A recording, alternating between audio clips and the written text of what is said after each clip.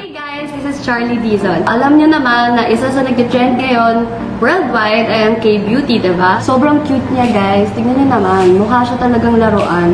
Pag nilalabas ko nga to, sobrang dami nagtatanong sa akin kung ano daw ba to. Cute, diba? Appreciate naman natin yung packaging niya.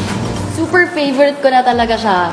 As in, very moist siya, pero pigmented pa rin. Kaya kahit isang apply lang, makikita mo na vivid yung color niya. Saka hindi siya agad-agad natatanggal, guys. Super nagtatagal siya sa lips ko. Ito yung two best colors nila. Ito yung Grapefruit Fantasy and yung isa, Zero Red. Makuha niya siya sa K-Dresser website.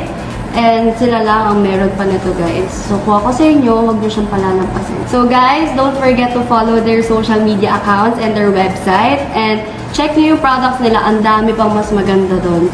And sana guys, i-follow nyo din ako sa Instagram account ko, CharlieDizon_. Sana samahan nyo kaming i-celebrate ang opening ng K-Dresser website.